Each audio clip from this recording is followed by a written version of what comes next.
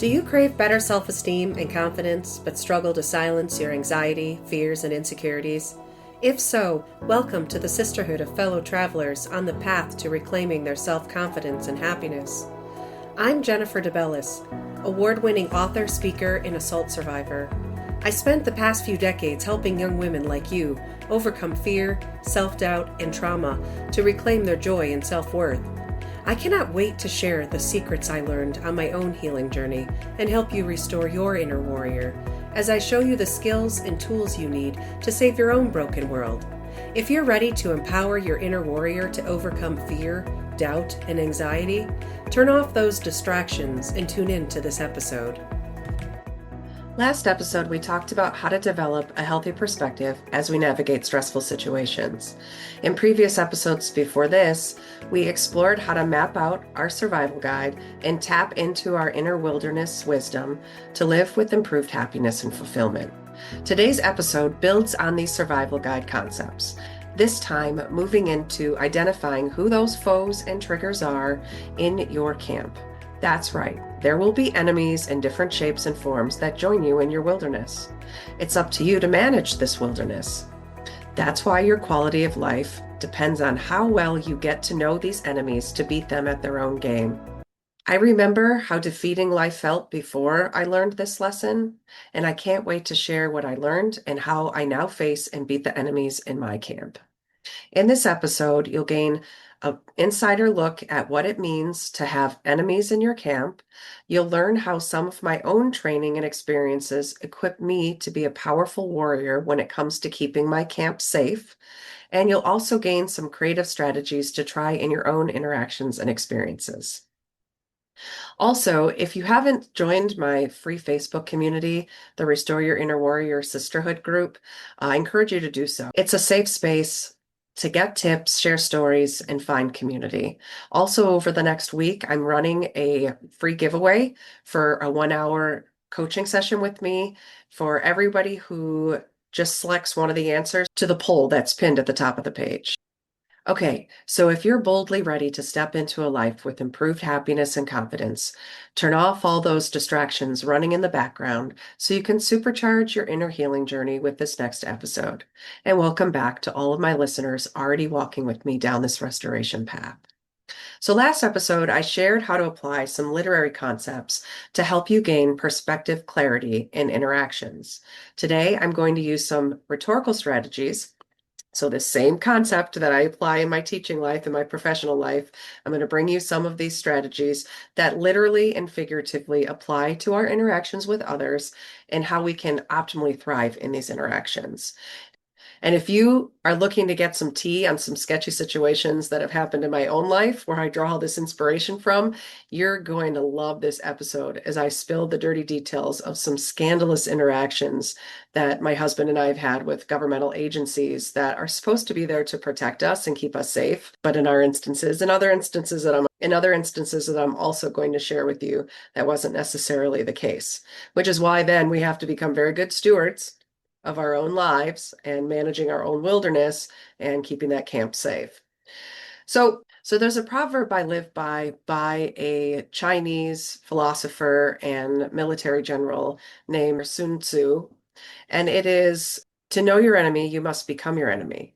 So the goal of a conflict is to overcome your opponent and gain control of the situation. I know we can't always use war interaction or consider everybody in every situation or interaction that we have as a foe or an enemy, but these same principles apply to all of our interactions with others because you're in a situation where you can only control yourself. You can try to, steer the situation in particular areas, and you can have an end desire in mind, and you can do all the necessary work to do that. But you also have individuals who have their own will and their own, set of morals, beliefs, standards, motives, and things that they expect to get out of things. Some people come in peace and some people don't come in peace. And in all of these situations, though, you can really apply these same principles that this saying encompasses. And you see this philosophy throughout a lot of biblical and mythological texts as well. But the goal here is to maintain control of yourself and to steer the interaction toward that desired outcome. So when you keep thinking about those two things, then it helps you keep everything else in order. So to do this, we must adopt that get in the mind of, kind of like what I talked about last episode, where you are getting in the mind of your characters. So in the same regard, you're adopting that literary strategy where you're getting in the mind of this individual, and you're doing so to identify and predict their thoughts and their actions. That is literally how you do this thing. We must understand ourselves also to the very core, and then we must also begin to try to understand the people on the opposite side of the situation with just as great of detail and the same level of intimacy as we understand ourselves. There's no way around it. There's no way to cut corners. Obviously, this will play out differently when you are dealing with people who you know and you see on a regular basis versus people who you might be meeting for the first time or only seeing in a one-time situation. So, as you're seeking to understand these other individuals in a situation, you really are looking at the rhetorical situation. I cover this a lot in my writing classes and when I'm working with all different types of writing students at what doesn't matter what genre they're working in. So you really have to be thinking about what are their motives and the purpose here at play in this situation. Like we talked about last week, what brings you together for this situation? What are the strengths and weaknesses of this individual or of the elements of the situation? What are their biases, their beliefs, their values? What type of credibility and backstory do they bring to the situation? Can we analyze past actions to predict future ones? You know, these are some of the things that give us intel and give us knowledge about the individual. All this knowledge is also helpful to develop and use these effective strategies when you're interacting. That, you know, when you think about the war concept, that this is how one side can anticipate the next move and then they can exploit the weaknesses of the other individuals and overtake them and win the battle at hand, or they can, you know, drive them back. And then the same is true in athletics when you think about, you know, teams play with an offensive and a defensive. You're always studying that, you know, the offensive to know how to build your defense. So you have to understand, how does your competitor compete? How do they play the game? What are their tools and tricks, the things that they go to over and over and over again? They have a playbook, and you're trying to learn that playbook because someone's going to hand it to you and say, "Oh, here are all of our plays." But you can go back to previous video clippings. We used to do this all the time in cheer and dance, and also in track and in volleyball. Our coaches would bring these recordings from previous competitions and track meets, and we would watch our competitors, and we would often watch ourselves also. So we would do the same thing with ourselves. We would get to see ourselves from a different perspective, like an outsider looking in, because we can't see our stride when we're, you know, we can feel it, but we can't see what does it look like. Is it really playing out the way that we've practiced it and our coach has taught us to do it? But when we're watching a video, we can see that. When we're watching how does our stride work compared to the person next to us, we can then see what is more effective in, you know, in this particular competition. The same is also true in the business world. You think about how you study your competitors and their products and how they're marketing those products and what their clientele is, so that you have a competitive advantage, so that you can also be at that table and, you know, have people considering you also when they're looking for this service or this particular product. And one of the things that is really key in all of these different situations is timing and position. So we have to have the right timing in order to implement certain strategies for them to even be effective. And we have to use those strategies with accuracy if we're going to strike and we're going to hit the target. So these are all things that you have to be thinking about when you are looking at these situations. You know, so the first thing that I want to talk about with you is a little bit of tea that I want to share with you. And I'm going to share with you, you know, when I was thinking about what kind of story or stories I wanted to share with you, I kind of had a chain of stories that were kind of building on each other with the same cast of characters, mostly foundationally the same cast of characters. And then that led me to a project that I'm working on right now that is in the same ballpark. And so I don't want to get ahead of myself. But so the first story that I want to share with you is this is the first instance where someone had made false accusations against us in our business, and they were trying to criminalize something that wasn't considered criminal. But my husband had had an altercation with one of the chief of police, not one of the police officers, but the chief of police years ago. He said something like, should try this instead because what you're doing isn't working. And the way he delivered it rubbed him the wrong way. And like that was like starting off a relationship in a small town on the wrong foot.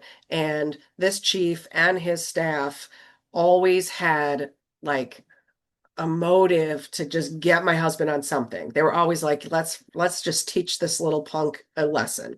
And it was like constantly running into them, just stupid stuff. So now fast forward, here comes this situation where this individual tries to bring false accusations against us, and they're going to run with it.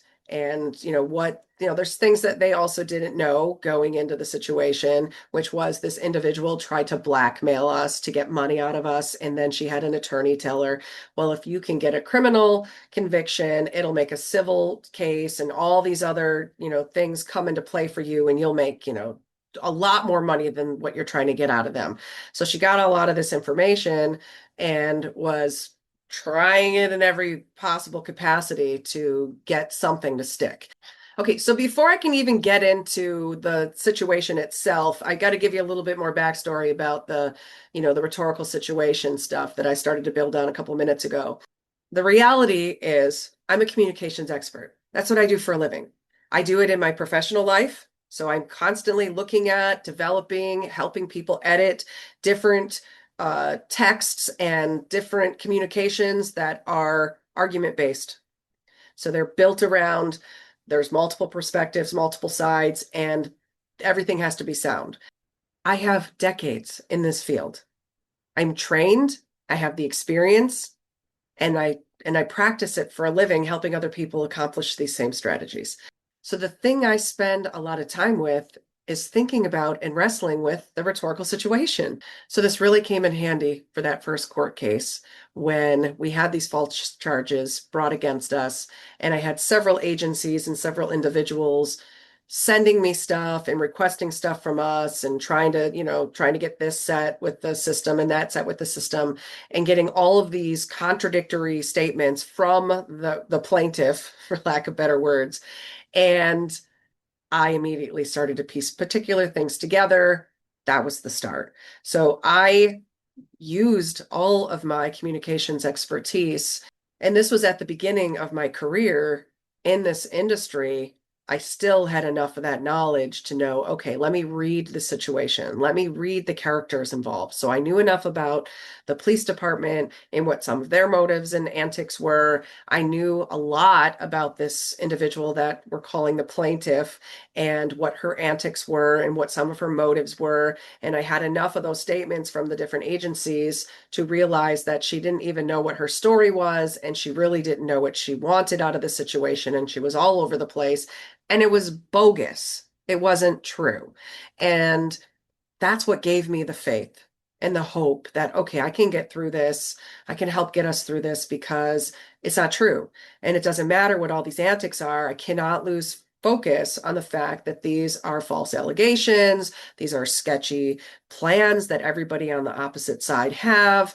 And as long as I can keep my focus on that, it's going to help me uncover all of these rhetorical elements that I need to properly see and then understand the situation so that I can respond and act accordingly. And this is the same concept and philosophy that I used when I started dealing with our attorney. The first thing that I started with was my faith. I turned to my faith and, oh my God, what do you want me to do? How is this even happening? You think about how you're really good to an individual and how is this happening to you despite being so good to this individual? And you have no answers in the moment. Now you're in survival mode and you have to figure out how to navigate this. And, it feels like life is falling apart all around you. And you also have to go on with your everyday life. My kids were smaller, so I had to just keep my family going, my household going, while I was also dealing with all of this stuff and also still running our business. And so it was a lot of different things, moving parts all at the same time. But I also had to bring my A game to the situation. I couldn't say, oh, I'll just whatever. You can't just hire an attorney. Attorneys work with you. They don't work for you, they work with you. So you really have to get in there in the trenches and help them essentially plan out your defense. And you're giving them all of the dialogue, all of the questions. They're bringing their level of expertise. They know the system, they know the laws. And so you're coming together. You're the expert of your situation, and they're the expert of the law and how this whole judicial system works. So you come together as a team and you put your kind of like brain power together. And so you have to have brain power, you have to have knowledge of the whole situation. And whatever you don't have knowledge of, you've got to go out there and gain it. So you have to use these strategies to go out there and gain it. And so as we move forward through this, my attorney's educating me on also the law and the framework that we're working within. I start to map out our defense. I start to map out a lot of different things, and getting other individuals together who are going to testify to the effect. And as we start working toward trial, there's all this pretrial stuff. And so if you've never been familiar with the legal system, the pretrial stage is a joke. It is the part where the prosecution continues to badger and try to wear you down to take some kind of plea deal. They literally want to criminalize everyone. They, in their head, think that they're doing justice, win at all costs. They have different motives for why they want to win at all costs. And those motives don't always have to do with whether or not the individuals they're dealing with are guilty or innocent. They're trying to move things through, and it's to their advantage if you have some type of a record. Because then, if something bigger comes along next time, they have this record against you or previous things that have happened that you've taken the plea on, which let me just say, when you take a plea deal, you're signing that you are guilty. So in those instances where you aren't guilty or you're not 100% guilty of the thing that they're asking you to plead on, don't do it. Why would you lie? And that's where my faith came in. I just kept thinking, why the heck would we lie to get out of trouble? God, whose all of his principles are based on operating in the truth and having faith that the truth will show itself and that the light will always come and outshine in the darkness. Why would I cave and operate in fear to think, oh, they're going to get me? They have no case. They have no real evidence because they would have to fabricate stuff. And even fabricating details, they don't have the physical evidence that they need in order to show us as guilty. And I know we're not guilty. So I just kept, coming to these pretrial meetings and saying, that sounds like a you problem. When the prosecution would tell our attorney, well, the judge doesn't really like to hear these types of trials. She prefers that we work these things out in this pretrial stage. And I would just keep saying, that sounds like a you problem because you don't have a case. We're not going to admit to something we didn't do to get out of trouble. Like if that's what I have to do to get out of trouble, then my whole foundation of faith is a lie. And I'm not willing to accept that because I live a radically supernatural life where so many amazing things happen over and over and over again. But here I found myself where God was saying, I'm not going to just deliver you out of this. I'm not going to just make this go away, but you have all the skills and all the brain power to work through this. So you're going to do the hard work and you're going to work through this. And everybody who's involved in this situation is going to learn something. And it isn't up to me to figure out how God's justice works or how the world's or the universe's justice works or what lessons other people are going to learn. I'm not out there being like, oh, you need to learn this and you need to learn that. Even if I'm like, oh my God, this person needs to learn this.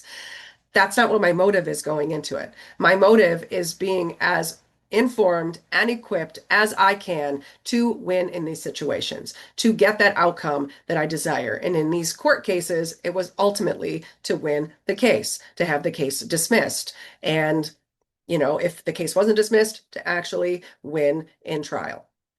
And that's what I did. every time.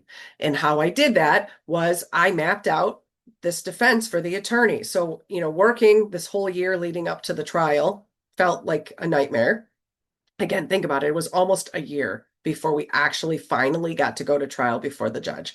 And you're still living in real time and dealing with all this garbage that comes along with this type of a case, which I'll spare you of all that to just say that, like, we're dealing with it.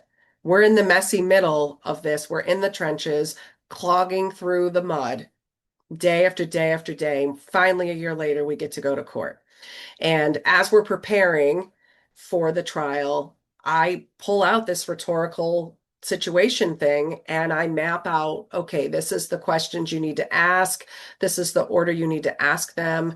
And if she answers this or if he answers, because there were multiple people who were going to be taking the stand, this is what you follow up with, depending on if it was this way or that way. So I plan this all out. And to do that, I had to get in there and break down all of these different elements. What's at play? What are the motives? What are the biases? What is going to lead them chasing their own tail in their own folly, in their own lies? And sometimes you can kind of laugh about that stuff because it is kind of funny when you understand how this works and you can get somebody who's acting devious to just start babbling and chasing their tail and on repeat, constant repeat, because they're lying. They don't even know how to continue the story because they haven't thought it through all the way. So when you start to come in and actually apply logic and the right kind of comments and questions, then you stump them. You start to mess them up. And of course, they're just trying to get you stumped so that you're just like, okay, what do you want? Or okay, I admit defeat. And we can't go away so easily all the time in our regular interactions. Sometimes we do have to go away. I'm not saying you have to argue with people all the time. I'm saying these strategies are really effective. And when you follow them out to the end of a situation, when it's important that you finish that situation and not just be like, I gotta get out of here. You're impossible. There will be those situations where you either have to or you need to stay till the end. And these are the situations that I'm trying to appeal to you and inspire you to use this thinking and these actions to navigate these spaces. So the other thing is when you can map all this out and you know what motivates people, you know how to provoke them in a particular way. And so in this instance, I knew the lie and I knew I had three different stories that this individual had given three different agencies, and they were radically different details in them. And I know that they were lies because they involved me, and I'm there. I have a very good memory. It's part of my professional expertise is being able to have that strong memory and to go back and remember the finite details of things. And not only did not one of these three stories line up with my recollection of events, she started giving a fourth version on the stand. And I anticipated that because, again, I have all this knowledge. It's kind of easy math. When you know somebody's already given three different stories, then you can ask questions that you know where the story starts to get a little messy. You can ask those questions. And I knew this individual was she's not poised. She has a really bad attitude. And I knew that if he asked the right questions, he would provoke that. I didn't realize that she would so quickly become a rebellious, almost look like a teenager on the stand where the judge had to be like, enough, like rapping her gavel in enough. You will not act that way in my court. You will answer the questions. And the more that the judge started to tell her she needed to act respectfully, and then the attorney was asking the more pointed, very specific questions, leading her down this very intentional path, she lost it so many times that the judge just dismissed the case because she could also see, A, this individual has a vendetta and this vindictiveness has no place in a criminal court of law. And she was very upset with the amount of resources and things that were put into this case. And she asked all of counsel after she dismissed the case and she lost her patience. She said, all of you back in my chambers. And because my attorney was part of that group, he got to be back there when she read them the riot act. And that's kind of satisfying as well because they put us through hell for an entire year and then some afterward. But they kind of came back with a vengeance, like always looking for like, okay, what's the next thing we can get these guys on? And it just became a very frustrating thing because you want to just be yourself in a small town and just do your good, do your everyday, and not have to be looking over your back. Like, is somebody in a position of power going to abuse that position of power to get back at you or to teach you a lesson or to put you in line? You got to get in line. And so it was amazing to come out of that situation with, a win, actually having to go into trial. And something I want to share also, that when we were going into trial, I, the whole year, I was like on this really go deeper in my faith kind of walk. So prior to this instance even happening, I was doing this like Bible study where I was trying to just get like, let me just supercharge my spiritual life. And I was in it. I was in the middle of that when this happened. And what happened when we had to start dealing with the criminal aspects of this case was that it drove me deeper into my faith.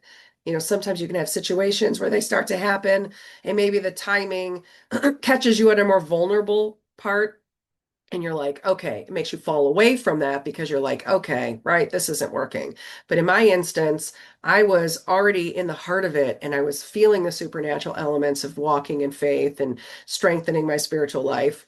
And then going through this, I was bringing my Bible like to court with me and read, like I would open it up, it would just fall open on my lap, and it would be like a now word where whatever scripture it opened to, it was like I would just start reading, like, the page is big. I would just be like, okay, I'm going to start reading here. And then it would be literally something that applied to the situation or to our hearts or our attitude or to guide us. It was unbelievable. And my attorney, who was a non-practicing Jewish man, started going back to the synagogue because of this example that I was being to him. He was like, "You're really encouraging me to get back to my roots and to get back to my faith." So now, throughout this year, he's coming to me. This experience is happening. The Bible is just kind of magically over and over and over again opening to something. I'm bringing this faith element into all of the interactions, which just helped. Even if you don't see the fruits of it happening and manifesting in the natural, it does help to be able to ground yourself on something and to be able to get these words of guidance that you're like, okay, even if it's don't lose faith, don't give up, don't compromise yourself or your values in order to get something that someone's promising you. It's like the devil taking Jesus to the edge of the mountain saying, you could have all this if you just forsake God. And he's like, I already have all this stuff. He's remembering, you forget who I am. I don't forget who I am.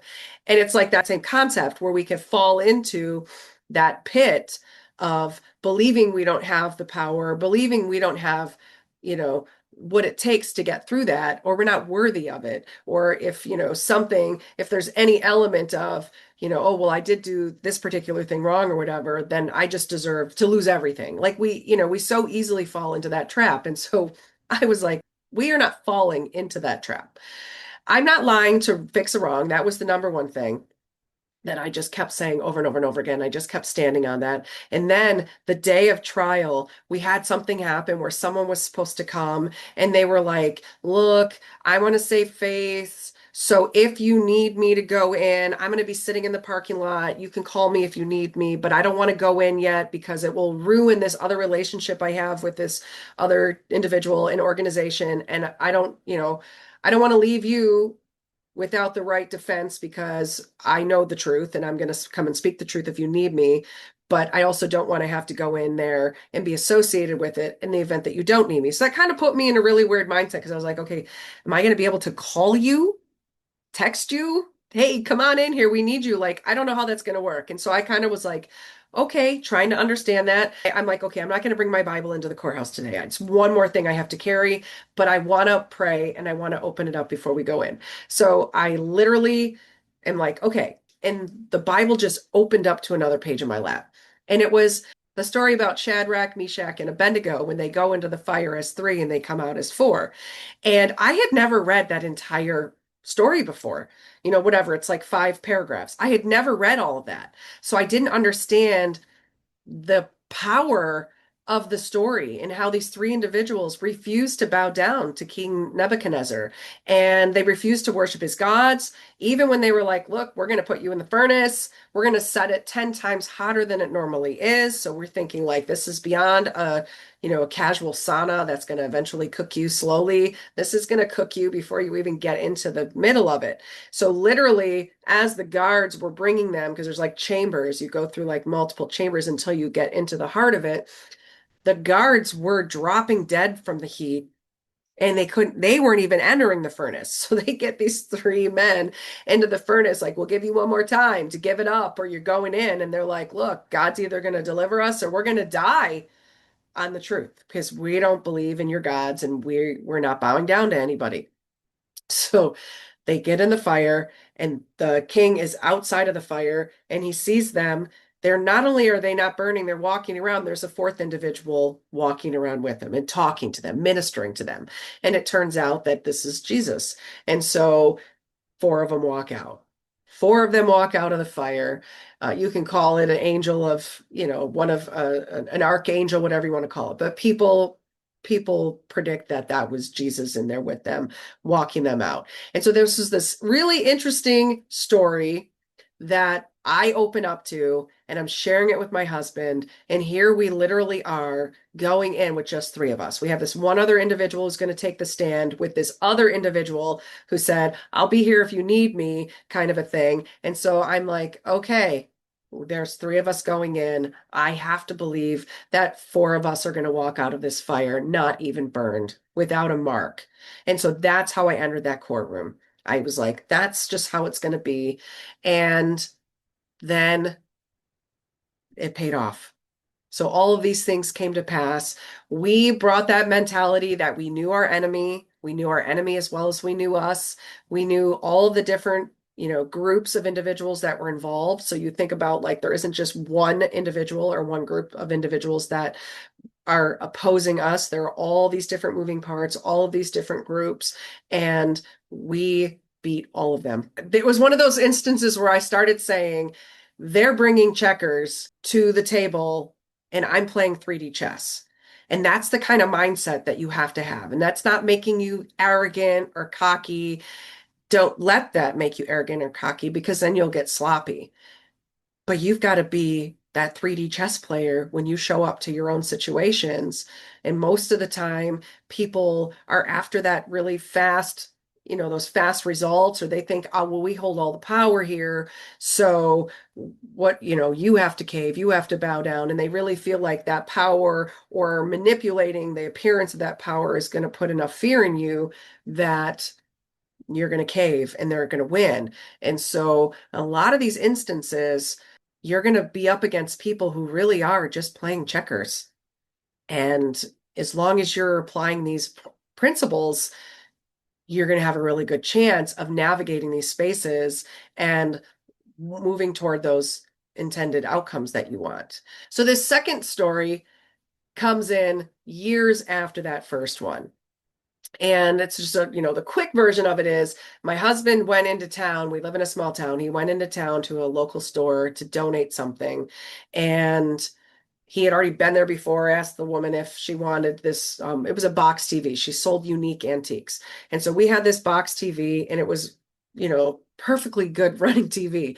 It's like the technology that they used to make back then, which it would run for 100 years, not like the TVs we have now, which you're lucky if you can get 5 to 7 years life out of it. So we have this TV, he takes it into town, and it turns into an altercation when the shop owner's husband was like, I don't want this. And he was drunk when he came into the shop, and he's like, I don't want your crap, blah, blah, blah. And he's like forcing my husband to take it back out. Well, in the day that this happened, my husband had flared up gout in his foot. So he's literally walking with a cane. So he's trying to balance this TV when he comes in. As he's walking, hobbling on his swollen feet that are killing him.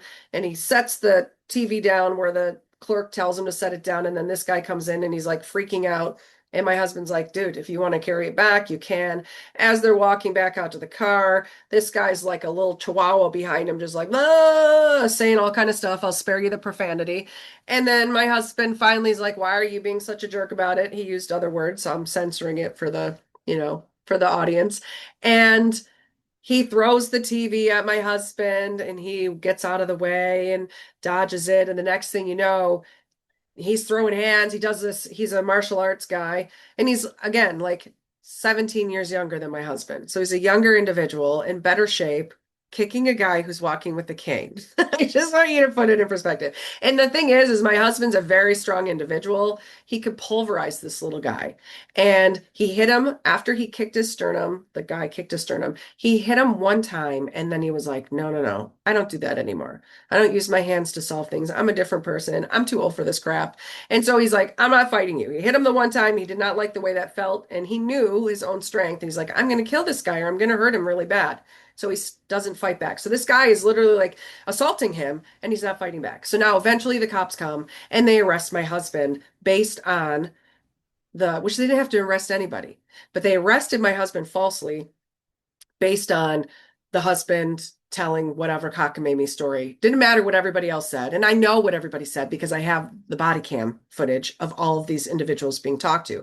But he interviews the husband while the wife is standing right there listening to everything. And then he interviews her and she, and he's leading her, is that true? Is that true? And she's saying yes to everything that her husband just said. Now, fast forward, he's in the cop car on the way to the jail. And he says, you're going to feel really stupid when you see the footage from their cameras at the shop, because they have 8 cameras. They would have cameras that caught the actual conversation that started in the store, that went on the sidewalk. And then also the bank right next door had a camera, like the perfect angle to get everything. Even if they didn't get the audio in it, they would have gotten the video. They would have seen that this person feloniously assaulted my husband, not once, but twice with an object and then with his foot before my husband ever made physical contact with him. And when my husband said that in the car, you're going to feel really stupid, the cop went back and told them, do you have cameras? And kind of like tipped them off so that they destroyed the footage. And then he went to the bank the next morning and somehow all of a sudden the bank is not cooperating with the legal situation and not giving the disclosure of the subpoenaed videos.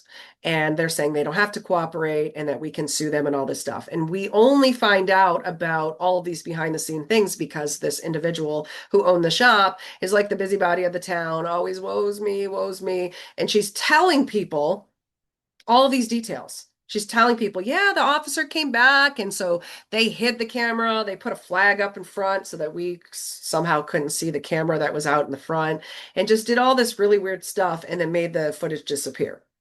So we got a lot of information from individuals that had gotten the story from her and all these other details that we had gotten also. So we had, as we're building this case, we are learning about these individuals more than we knew going into it. We're getting all of these different aspects. And of course, it's secondhand, but all of these things were lining up and allowing us to have a better understanding of what we were up against. So we used all of these different things to get to know our enemy. And this helped us tremendously. Again, they're playing checkers and we're playing chess. We're not even playing the same game. And so now here we find ourselves in the same court. We had another interaction with them. I'll spare you. I'll probably talk about that interaction with the mortgage company going bankrupt another time. But we had a fresh experience with some very corrupt activities going on in the courthouse when it came to our home. And so now here we are, like less than a year later, our name's still fresh on their tongues, and here we are again in the court. And right away, they're trying to push him into a plea deal. We've got you, blah, blah, blah, blah, blah. And we're like, nah, we don't lie to get out of trouble. That's not how God helps us. So we're going to have to go with no. Sounds like a you problem that the judge doesn't like things to go to trial, but we're not signing a plea deal. We're not accepting this or that. You actually have the wrong person. You have the wrong story. And they even, from the very beginning, try to pressure my husband by refusing to give him his Miranda rights. They didn't read him his rights, which apparently now is a thing that they don't have to do, but they refused to give him his rights. So they held him for 72 hours without letting him go before the probate judge to get bail set or to get released or whatever. He has no priors. He's got a squeaky clean record.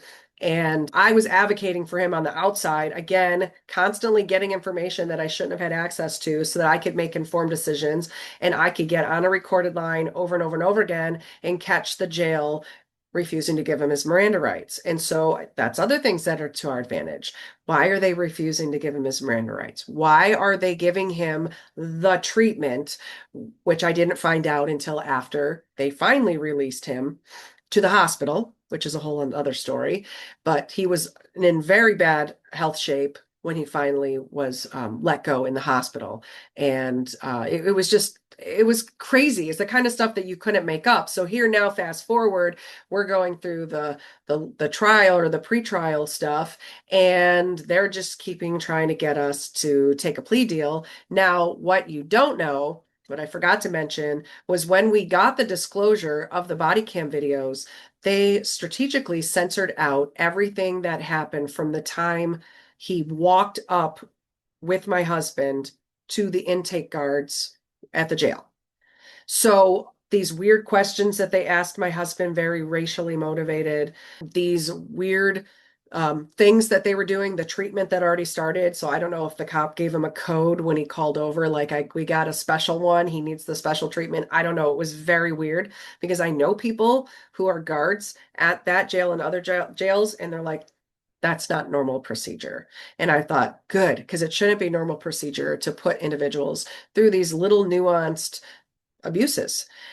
So now we get the videos and that's censored out. And my attorney asks the prosecutor, why are, so many parts of the videos missing? And of course, they're missing because the prosecution thought, well, you don't need to see that. And it's not up to the prosecution to decide what disclosure you can and can't get or what you think you need and don't need. They're supposed to give you all of it. And then you sift through, it's part of the evidence. You sift through and you figure it out. But because the officer went to the scene of the crime and tipped off the individuals and they destroyed evidence because whatever, we don't know. What did he say on camera that had to be stricken from the record? But when we go to the pretrial and we say, hey, we need another pretrial date because we didn't get all of disclosure, they give us another date. This happened several times where we go and the prosecution never gave us the disclosure and they still tried to push it to trial. It's like, this is crazy. You can't go to trial without giving us those tapes. And the tapes still existed, but they wouldn't give them to us. So till the end, they refused to give us that disclosure. So now I'm like, okay, they're playing dirty and I'm still not going to cave. I'm there advocating for my husband. I'm like, you're not caving. You're not taking a plea deal. You're not admitting any guilt in this situation. Someone assaulted you. He should have gone to jail. He should be on trial right now. And he's this guy who used to be that way to his wife. So it was like regular kind of behavior, physically and verbally abusive. So that he flipped that script was just incredible. But, that's the power of when you have all these different forces of evil working against you, those can kind of run away with themselves. And if you let it, it will bury you. So then in all of this, we're waiting for another pretrial date. And my husband gets diagnosed with throat cancer. So now he has to go through 8 weeks plus of chemo, radiation, and all the stuff prior to that, getting his port put in, and then the recovery. And he's a mess after his treatments end. And so we have to get an adjournment to do that. And in the interim, so when I talk about sometimes timing, sometimes you'll get that blessing, that's timing and different things. So all of this dirty stuff behind the scenes, there's other details that I'm just going to leave out because it doesn't matter. It's just one thing after the other, just these little underhanded tactics. And it was the same kind of tactics that I was familiar with the first case and other instances that we've had to deal with the same group of individuals. And now this guy who assaulted my husband, who was trying to say he was the victim in this situation, had screwed over a couple of individuals in the meantime, ripped someone off for like, I don't know, hundreds of thousands of dollars on a contract project and skipped town. So we know he skipped town. He's nowhere to be found. So now the prosecution doesn't even have a witness. They can't find this guy. This guy's in hiding because he owes a couple of people collectively over $500,000. So now they don't have a witness.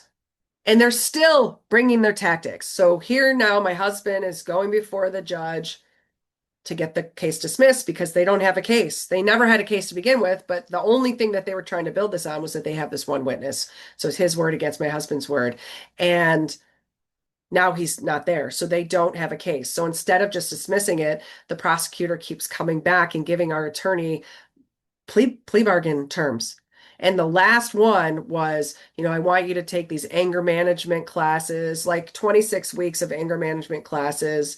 And that's at your expense. That's a lot of weeks of anger management and 12 hours of community service. So these were the two big things that they wanted him to do. And he's like, okay, A, I'm not guilty. B, you don't have a case. You don't have a witness. You have zero evidence. And like, no, that's not happening. I'm not pleading out to something, to a case that you just need to dismiss. And they literally kept coming back and forth, and they still even use that same rhetoric, which was, the judge doesn't like it when we try to go to trial. And it's like, well, you can try to go to trial and you can go before the judge. Like, you can do whatever you want. We still stand where we stand. This experience was incredible to go through a second time. It almost felt like it was almost the same exact playbook, but with a couple of new faces in it as well. So a couple of old faces, a couple of new faces in it, but the same kind of plays, the same kind of tactics. And I had far less dread, even though it was a higher stakes case, and far less fear and even stress and anxiety and all those things and doubt. I was like, I know how this is going to play out, and I just have to keep playing my part, and I have to do these things behind the scenes exceptionally well. I have to be the most informed person in this room about every single moving part, including what the law is. So when my lawyer's telling me this and that and explaining it, I'm learning it. I'm understanding it so that I can apply it, so that I know, okay, if I pull out this detail, this is what he can do with it. So I am being the most educated person in the room about every aspect of this so that I can be a powerful force on this team, because it's my future. It's my life that's on the line here. It's my loved one who risks having these false accusations become something that haunts him forever on his record. And there's nothing more disheartening than playing against people who are not playing on a fair field. They are changing the rules. They are cheating. It's like, when you play a game with somebody who's cheating and they're only winning because they're cheating, it's like, it's an awful feeling. It's irritating, but it's disheartening when you think about it happening in a criminal law. This false arrest concept comes into play in a much larger way a couple years ago. So about a year after my husband's charges were dropped, I get this amazing opportunity to co-author this book for an individual who was falsely arrested and imprisoned for 3.5 years awaiting his trial. And he was innocent. And when he reached out to me and said, are you interested in taking on this project? I need a writer. I was like, oh my gosh, yes. Like, I totally believe you're innocent. And I can't wait to get at the finer details of that so I can help you show the world your story and show them that you were innocent and all of the ways that you were wronged. And I just knew, I believed, like, wow, I'm going to get to do this because this was a high profile case. And there's trial transcripts and newspaper clippings and interviews and all of these things that are like that exist, where people are putting on record, in public record, this is what I said, this is what I did. And it doesn't get any better than that. We're in the pre-launch phase right now, where the book's coming out in about a month and a half. And the book is USA versus Raj. And it really is one of those instances where I got to also see how someone else had this extreme amount of patience and faith and groundedness in their self-worth, and their confidence, even in the face of all of this darkness and all of this gloom. And to watch them utilize these very similar strategic planning and actions, and how those beat the feds at their own game, where they were playing to win at any cost, regardless of the injustices that came about. So it was really amazing to be able to work on this project and to see somebody else on a much larger scale use these same strategies and have the same effect, because it's powerful. It works. And Sometimes it's just a matter of like, I will not cave. And of course, someone can wear you down to the point where you lose your life and, maybe you just can't handle the pressure. I'm not even saying like that's not a possibility.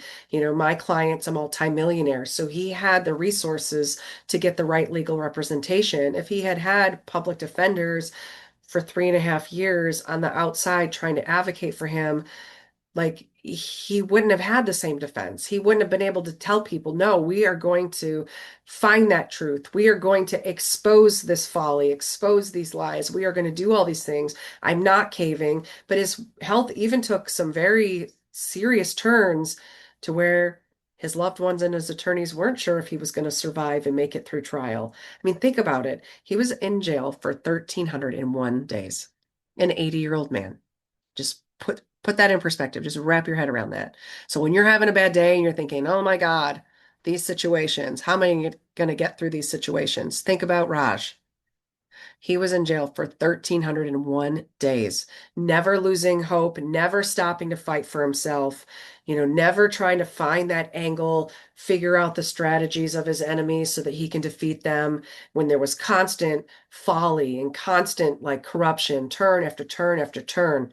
So, yes, sometimes the situation is super stressful and super messy, and you really are interacting with enemies, people who are awful and wishing awful things on you for whatever their motives are. It doesn't matter.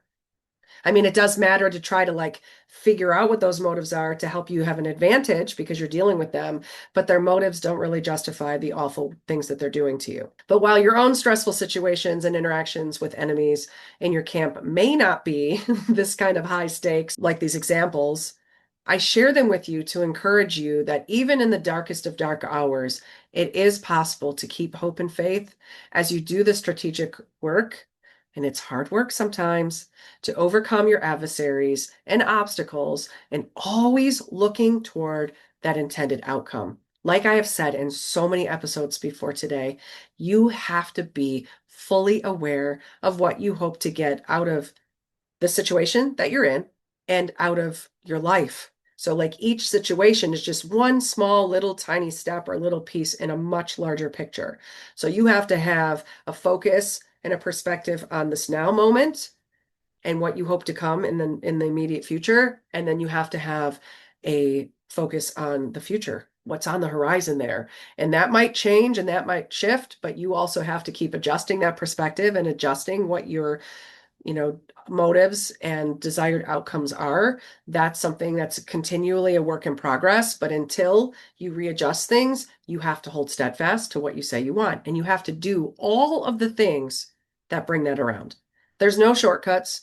There's no compromising on yourself. And when you do fall short, you need to be able to forgive yourself, pick yourself back up, and get back at it. You have the strategies. And when you try things that don't work, you make a note of it. Again, you're still analyzing yourself all the time. You've got the most intel on yourself. You have to be willing to look back and say that works or that didn't work that time. It doesn't mean it would never work, but maybe it just didn't work in that situation or that type of situation or with that caliber of characters that are in that situation. Maybe it will work in other situations. You've got to do all of that work also, that analysis work that comes in after the fact, or sometimes right in real time when you're going through a situation where you're adjusting and noting like, that didn't come off, or that didn't get the answer that I thought it was going to get, or that didn't move things the way I thought it was going to move it. And then you adjust and you stop things when you start to see them getting out. You don't have to let something just completely roll off the edge of the cliff and then the whole thing's a lost cause. You have power to do particular things because you're worth it. What you want out of life is worth it, and you've got to keep remembering that. And your confidence is grounded to that. These principles really do sharpen your focus also, and they allow you to fully understand these other people's emotions, motives, biases, beliefs, and the behaviors that stem out of these things. So the ways that they think, and then the ways that they act and react in situations, all of this is like principles and perspectives that really enhance your focus and your ability to navigate these spaces. So if you think about, none of it is lost effort. because it's helping you not only navigate these situations, it's also helping you understand the human condition better. It's helping you understand people outside of the situation. So if you are in situations where you have to deal with these individuals repeatedly, maybe these situations will go differently. And again, not everybody's an adversary. Don't lose your focus here to think, oh my gosh, everybody is the enemy here. I have to think about the enemies in my camp. You're just applying that principle where you're getting to know other people so that you can predict their next steps and their actions, and what might be motivating those next steps and actions is how you're going to arrive at this thinking. You can't skip steps and snap your finger and think things are just going to, snap into place. Although the more you practice these things, the quicker you get at them, especially applying them in real time. It's not going to take you, a half hour or 15 minutes or 5 minutes. Sometimes you get that in 30 or 60 seconds and enough time to adjust your thinking and say the right thing immediately in response to that person. So it's like practicing these things, you get better, you get stronger, you get faster to where you're almost operating like an improv artist where you're like, okay, change that. Okay, you recalibrate my thinking in real time and boom, and then I can react accordingly. And here's the biggest takeaway I want you to have today. When we work to live beyond simply surviving our interactions that fill our time and shape our life, we really do thrive. And in doing so, we become a force to reckon with. Well, girl, I hope you enjoyed today's episode. If so, don't forget to follow my channel and share it with girlfriends who also want to restore their self-worth and confidence. Also, if this podcast inspired you, consider leaving a 5-star written review on Apple Podcasts. And as you go through your day, may your empowered spirit, heart, and mind guide you. Catch new episodes every Tuesday and Friday. Ciao.